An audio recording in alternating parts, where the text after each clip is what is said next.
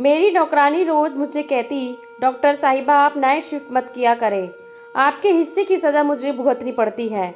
मुझे उसकी बातों समझ ना आई। एक दिन मेरी तबीयत खराब थी तो अपनी जगह किसी और को ड्यूटी देकर मैं अचानक जल्दी घर आ गई तो मेरे कमरे से चीखों की आवाज़ आ रही थी। पति तो घर पर नहीं था, मगर जब कमरे का दरवाज़ा खोला तो सामने का मंजर देखकर मेरी रूह कांप गई, क्योंकि कमरे में मेरी छोटी बेटी और वह नौकरानी। मैं कई दिनों से देख रही थी कि नौकरानी बार बार मेरे पास आती थी और कुछ कहे बगैर ही पलट जाती थी। शायद वह मुझे कोई बात बताना चाहती थी। जब मैंने उसे 3-4 बार यही करते देखा तो एक दिन मैंने उससे पूछ लिया कि सुमित्रा, सब ठीक तो है ना? तुम्हें कोई बात करनी है मुझसे? मुझे लगता था शायद उसे पैसों की ज़रूरत होगी, क्योंकि अक्सर गरीब लोगों को यही तो समस्या रहती है कि उन्हें हर वक्त पैसों की ज़रूरत होती है। तो मैंने इसलिए उससे पूछ लिया कि पैसों की ज़रूरत तो नहीं।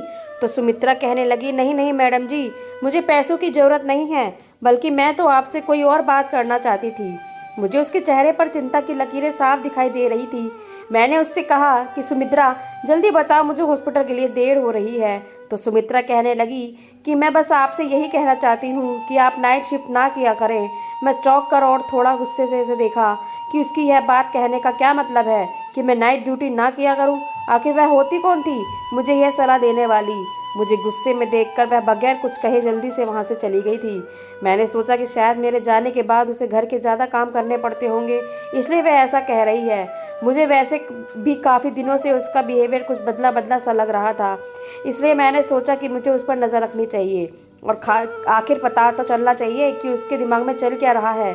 खैर उस दिन मैं अस्पताल चली गई। वैसे तो मैं दिन की ड्यूटी ही किया करती थी, लेकिन पिछले 4 साल से मैं नाइट शिफ्ट कर रही थी और मुझे इसमें इसलिए की कोई समस्या नहीं होती कि अब तो बच्चे बड़े हो गए थे और वैसे भी मैंने सुमित्रा को फुल टाइम में ही के लिए रख रखा था कि वह दिन रात हमारे ही घर पर रहे, और शाम को तो मेरा पति भी घर से चला जाता था, तो इसलिए मुझे कोई चिंता नहीं रहती थी। लेकिन पिछले कुछ दिनों से सुमित्रा के बारे में मुझे अजीबोगरीब से ख्याल आने लगे थे कि कहीं वह मेरी पीठ पीछे कुछ गलत ना कर रही हो। अक्सर मैं अपने साथ वाली औरतों से बातें सुनती थी कि ऐसे ही कोई औरत अपने घर को अपनी नौकरानी के हवाले छोड़कर नौकरी करती थी, तो उसके पति ने उसकी नौकरानी से ही अफेयर चला लिया और चुप कर उससे शादी भी कर ली। जब से मैंने यह खबर सुनी थी तो मुझे तो किसी भी पल चैन नहीं मिल रहा था। एक तरफ तो मुझे अपने पति पर पूरा विश्वास था कि मेरा पति ऐसा कुछ भी नहीं करेगा, मेरा साथ नहीं कर सकता ऐसा कुछ भी, और मुझे उस नौकरानी पर भी विश्वास था क्योंकि वह एक बहुत ही शरीफ औरत है। लेकिन फिर मैंने सोचा कि किसी को बदलते हुए देर नहीं लगती। मैंने अपने पति और नौकरानी पर नज़र रखने का फैसला कर लिया। मैं सुबह देर तक सोई रहती थी, इसलिए मेरे पति सुमित्रा के हाथ का ही नाश्ता करके चले जाते थे। मैंने सोचा कि मुझे खुद उठकर उसको नाश्ता बनाकर देना चाहिए, लेकिन सारी रात ड्यूटी करने के बाद मैं इतनी थक जाती थी कि जब मैं 6 बजे लौटकर घर आई तो गहरी नींद सो जाती थी और फिर उठने का मन ही नहीं करता था। 6 बजे की सोई मैं दोपहर 2 बजे उठा करती थी। लंच करने के बाद मैं अपने प्राइवेट क्लिनिक पर जाया करती थी, क्योंकि अस्पताल की नौकरी के अलावा मैंने एक प्राइवेट क्लिनिक भी बना रखा था जिसमें मैं गरीब लोगों का मुफ्त में इलाज किया करती थी। क्लिनिक से आने के बाद शाम की चाय पीने के बाद मैं अस्पताल चली जाया करती थी। कभी कभी मेरे पति मुझसे शिकायत भी करते कि सौम्या, तुमने तो अपनी ज़िंदगी को इतने बिजी कर लिया है कि उसमें मेरे लिए टाइम ही नहीं है। आखिर मुझे भी तुम्हारी ज़रूरत महसूस होती है। लेकिन मेरे पति बहुत अच्छे थे, मैं उन्हें बहुत जल्दी मना लिया करती थी और वह भी मेरी बात को समझ जाया करते थे। ज़िंदगी की यही रूटीन चल रही थी। कुछ दिन तो यूं ही सुकून से गुजर गए। मुझे ऐसी भी बात नज़र नहीं आई तो मैं भी कुछ सुकून हो गई। लेकिन सुमित्रा एक दिन फिर से मेरे पास आई और कहने लगी, मैडम जी, अगर आप मेरी बात माने तो आप अपनी ड्यूटी दिन के समय में करवा लें। आपको जाने के बाद आपके किए की सज़ा मुझे भुगतनी पड़ती है। इस बार वह बहुत गुस्से से कह रही थी और अपनी बात खत्म करके वह वहाँ से जा चुकी थी। उसकी बात सुनकर मैं तो हैरान रह गई थी कि मेरे हिस्से की सज़ा का क्या मतलब है। कहीं वह मेरे हिस्से का समय मेरे पति के साथ तो नहीं गुजार रही। यही सोचते ही मेरे कदमों तले से ज़मीन जैसे सरकने लगी थी। मेरा विश्वास था जो मेरे पति के ऊपर वह डगमगाने लगा था। लेकिन फिर मैंने सोचा कि नहीं, ऐसा नहीं हो सकता, वह बस ऐसे ही कह रही होगी। लेकिन फिर भी मुझे जानना तो चाहिए कि आखिर उसकी इस बार की जिद के पीछे मकसद क्या था कि मैं नाइट शिफ्ट ना करूं, दिन की ड्यूटी कर लूं। मैं एक डॉक्टर थी और मैंने सारी ज़िंदगी ईमानदारी से काम किया था और कभी किसी का एहसान नहीं लिया था। अस्पताल वाले जो भी ड्यूटी लगाते हैं मैं खुशी से उसे स्वीकार करती थी और पूरी लगन से उसको निभाती थी। अभी भी नाइट शिफ्ट के लिए बात कर रही थी कि मैं नाइट ड्यूटी कर लूँगी, मुझे कोई दिक्कत नहीं है और अब इसे मैं अचानक से छोड़ नहीं सकती थी। मेरी बात खराब हो जाती। इतने सालों से मैं मेहनत से काम कर रही थी और कभी भी अपनी बात से नहीं मुकरी थी। पूरे स्टाफ को मेरे ऊपर बहुत ज़्यादा भरोसा था, लेकिन मैं इस तरह अपने घर को तोड़ना भी नहीं चाहती थी। मैंने सोचा कि कुछ ना कुछ करना होगा। सुमित्रा मेरे घर पर पिछले 1 साल से नौकरी कर रही थी और एक अरसे के दौरान ना तो उसे मुझे कोई शिकायत हुई थी और ना ही मुझे उससे। वह एक विधवा औरत थी जिसके 2 बच्चे थे जिनको पालने की खातिर वह मेरे घर पर नौकरी करती थी। मैंने उससे नौकरी के पहले दिन ही कह दिया था कि तुम्हें 24 घंटे के लिए यहीं पर रहना होगा। उसके बच्चों की टेंशन नहीं थी क्योंकि उसके बच्चों की देखभाल करने के लिए उसके माँ बाप थे और वह गांव में रहते थे। वह अकेली ही हमारे घर पर रहती थी। जो भी तनख्वाह उससे मिलती थी वह अपने गांव अपने बच्चों की देखभाल के लिए भेज दिया करती थी। हालांकि मैंने उसे कई बार कहा भी था कि अगर तुम चाहो तो अपने बच्चों को भी यहाँ पर बुला सकती हो, जहाँ तुम रहती हो वहाँ पर तुम्हारे बच्चे भी रह लेंगे, मगर ना जाने क्या बात थी कि वह मना कर देती थी। उसके साथ समय बहुत अच्छा गुजर रहा था। आज तक उसने कभी किसी की शिकायत नहीं की थी, लेकिन अब पिछले कुछ दिनों से मैं देख रही थी कि उसका बिहेवियर अजीब सा हो गया है। वह बस हर बार मुझे एक ही बात कहती रहती कि मैडम जी अपनी दिन की ड्यूटी के समय करवा लो, रात को घर पर रहा करो। मुझे कुछ समझ नहीं आती थी आखिर रात को ऐसा घर पर क्या होता है जिसकी वजह से वह इतना घबराकर मुझे ये बात कहती है। एक दिन ऐसा हुआ कि मैं ड्यूटी पर थी कि अचानक एक नर्स मुझे आकर कहने लगी कि कोई औरत है बड़ी दूर से आपसे मिलने आई है। मैंने पूछा क्या वह कोई मरीज है, क्योंकि इस वक्त मेरी ड्यूटी इमरजेंसी में थी। तो वह कहने लगी नहीं, वह आपकी कोई रिश्तेदार है। मैं हैरान होते हुए बाहर आई कि मेरी कौन सी रिश्तेदार इस वक्त मुझसे मिलने अस्पताल आ सकती है। मैं बाहर गई तो एक अनजान औरत को सामने खड़ा पाया। मैं हैरत के मारे उसे देखकर पूछा आप कौन हो और मुझसे क्यों मिलना चाहती हो। तो वह कहने लगी क्या आप ही डॉक्टर सौम्या हैं। मैंने कहा जी हाँ, मैं ही डॉक्टर सौम्या हूँ। मेरी बात सुनकर उसने एकदम से मोबाइल का कैमरा निकाला और मेरी तस्वीर खींचकर अचानक से भाग गई। मुझे तो कुछ सेकंड के लिए समझ ही नहीं आया कि मेरे साथ हुआ क्या, और जब तक मैं समझती वह मुझसे दूर भाग चुकी थी। मैं जल्दी से उसके पीछे भागी कि उससे पूछ सकूं कि उसने मेरी तस्वीर क्यों नहीं बनाई है और आखिर वह है कौन, लेकिन वह बहुत तेज़ी से भागती हुई मुझसे बहुत दूर जा चुकी थी। मैं परेशान होती हुई वापस आ गई और सोचने लगी कि हे भगवान, ये मेरे साथ क्या चल रहा है। कौन थी वो औरत और यहाँ क्यों आई थी। पता नहीं क्यों मुझे बहुत सी गड़बड़ का एहसास हो रहा था, जैसे कुछ बुरा होने वाला है। मेरी छठी इंद्री बार बार मुझे इशारे दे रही थी कि शायद मेरी ज़िंदगी में कुछ तो बहुत गलत होने वाला है।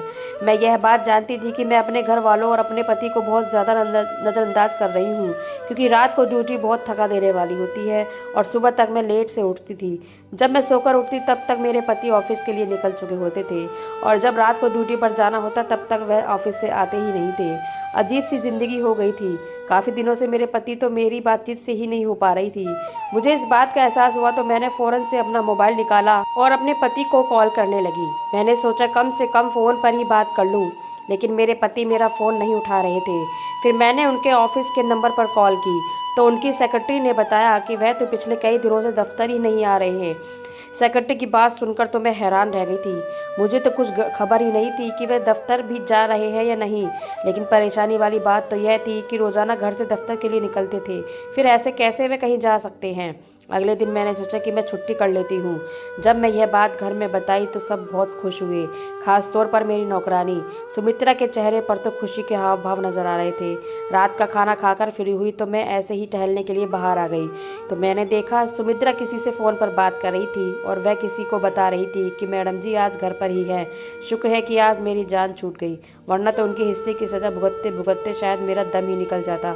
जब मैं उसके करीब गई तो उसने जल्दी से घबराकर फ़ोन बंद कर दिया और मैंने उससे पूछा कि किससे बात कर रही हो, तो कहने लगी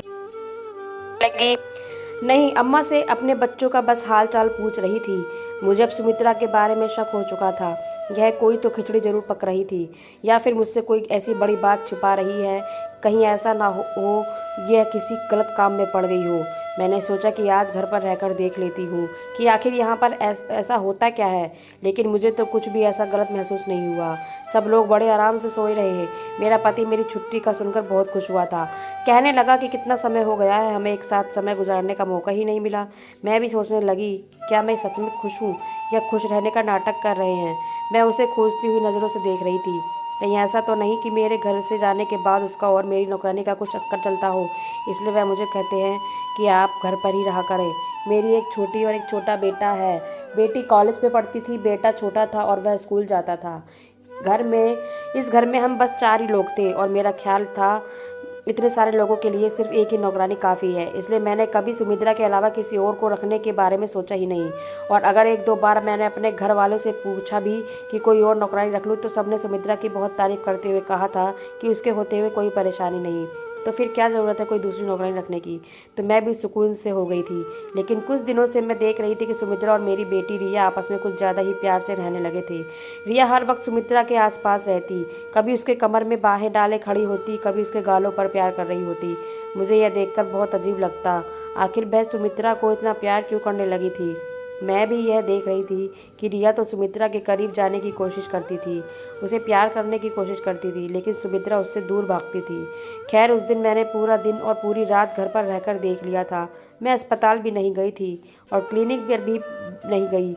मुझे कुछ भी अब नॉर्मल नहीं दिखाई दिया था, सिवाय इसके कि मेरी बेटी रिया सुमित्रा के कुछ ज़्यादा करीब होने की कोशिश कर रही थी।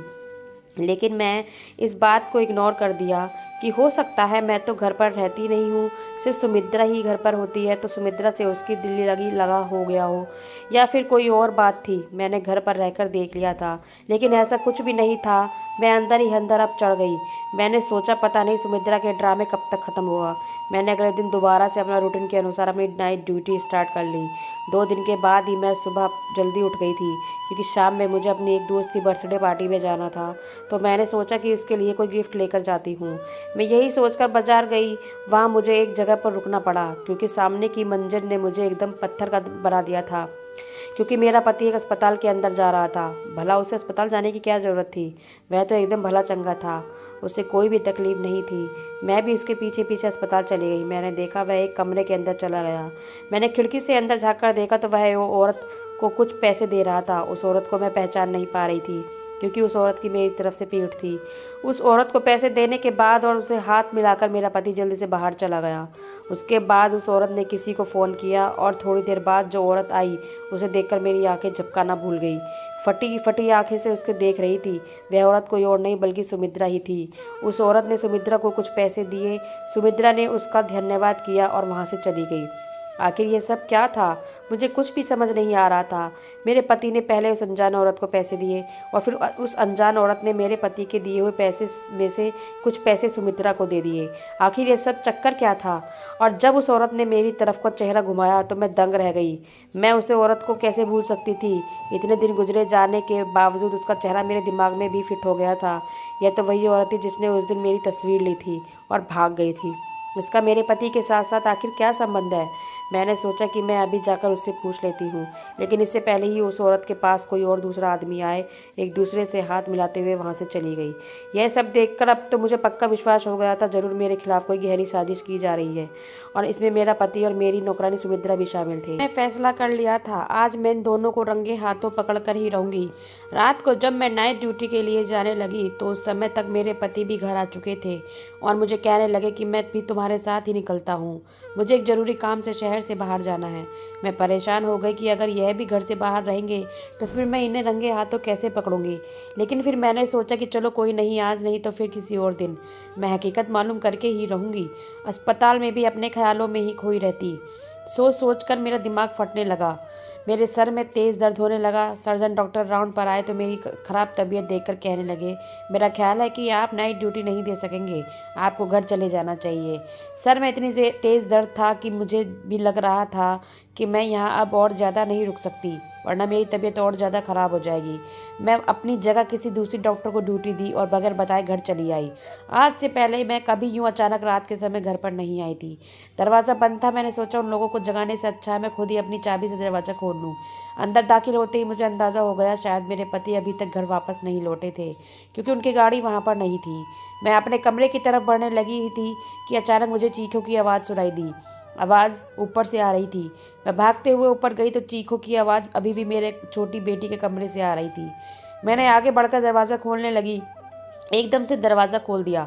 सामने का मंजर देखकर तो मेरी खुद की चीखें निकल गई, क्योंकि वह मंजर ही ऐसा था जिसने मेरी रूह हिलाकर रख दिया था। मैंने देखा कि मेरी बेटी मेरी नौकरानी को बुरी तरह से पीट रही थी और वह चीखों की आवाज़ मेरी नौकरानी की थी। मैं जल्दी ही से आगे बढ़कर उसे हटाया तो वह भी मुझे देखकर परेशान हो गई। सुमित्रा जल्दी से मुझे देखकर मेरे पास आई और मेरे पीछे छुप गई। कहने लगी, मैं इसलिए तो आपको कहती थी कि आप नाइट शिफ्ट ना किया करें, क्योंकि मेरे फिर आपके जाने के बाद मेरे साथ ऐसा ही होता है, और यह आज से नहीं बल्कि कई दिनों से हो रहा है। मैंने अपनी बेटी को गुस्से से देखते हुए पूछा कि आखिर तुम सुमित्रा को क्यों मार रही हो? आखिर उसने ऐसा क्या किया है जो तुम यूं उसकी बुरी बुरी तरीके से पीट रही हो? तो मेरी बेटी ने आगे बढ़कर मुझे भी एक जोरदार का धक्का दिया। कहने लगी, आप हम माँ बेटी के बीच मत बोले, आप जो भी हैं यहाँ से चले जाएं। उसकी हालत अजीब सी हो रही थी। मैं फटी की फटी आंखों से अपनी बेटी को देख रही थी। वह क्या बक रही थी। मैंने कहा, यह तुम क्या कह रही हो? मैं तुम्हारी माँ हूँ। यह तुम्हारी माँ नहीं। मुझे लग रहा था जैसे वह अपने होशो आवाज़ में नहीं है। दूसरी तरफ सुमित्रा बहुत बुरी तरह से डरी हुई थी। उधर रिया की हालत भी खराब होने लगी थी।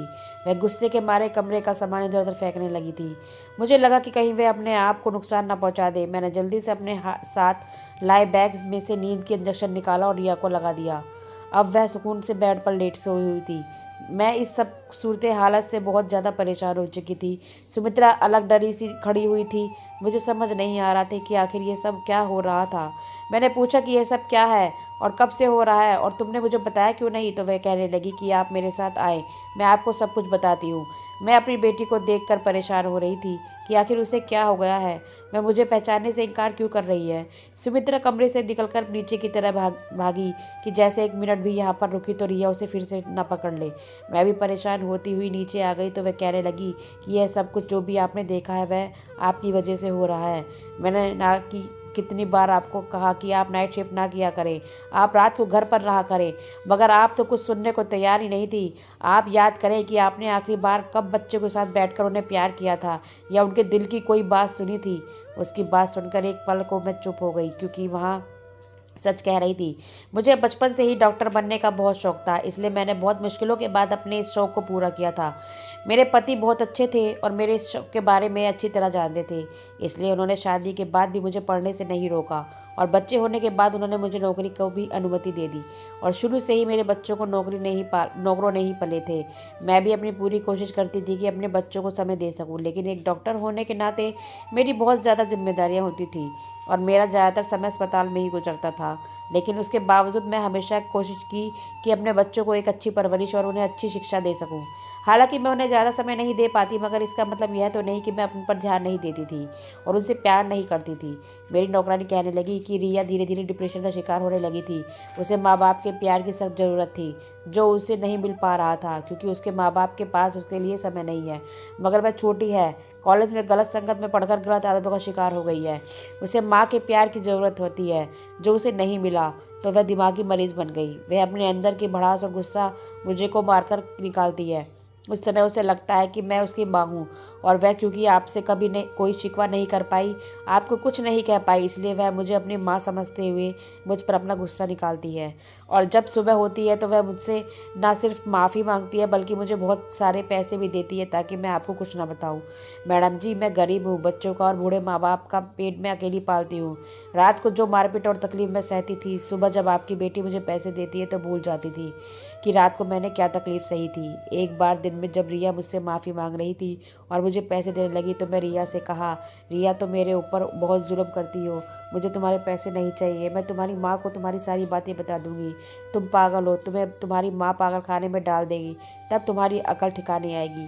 पागल खाने का नाम सुनकर रिया डर गई और उसी डर से उसने मुझे धमकाना शुरू कर दिया कि अगर तुमने मेरी माँ को कुछ बताया मैं तुम्हारी जान भी ले लूँगी। रिया दिमागी मरीज और धीरे धीरे उस पर पागलपन के दौरे भी पड़ने लगे थे, इसलिए मैं डर गई और आपको कुछ भी नहीं बता पा रही थी।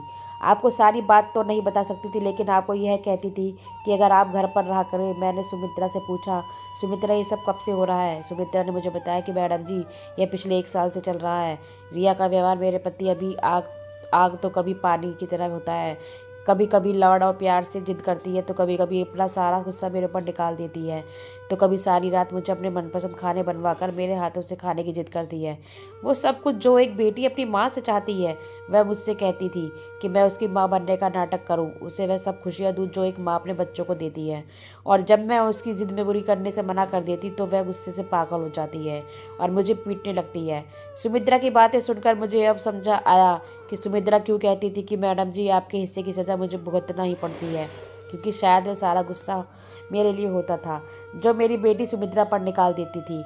मैं तो कभी सोच भी नहीं सकती थी कि मेरे बच्चों के साथ यह सब चल रहा होगा। लेकिन मेरे पति का उस दिन उस औरत से मिलने का क्या प्लान था जिसने मेरी तस्वीर खींची थी, और ये सब सुमित्रा के अलावा और कोई नहीं बता सकता था। मैंने फ़ौरन उससे पूछा तो वह कहने लगी, मैडम जी, आप तो मेरी कोई भी बात सुनने को तैयार ही नहीं थी। तो मैं आपकी बेटी को जो भी हालत थी वह आपके पति को बता दिया।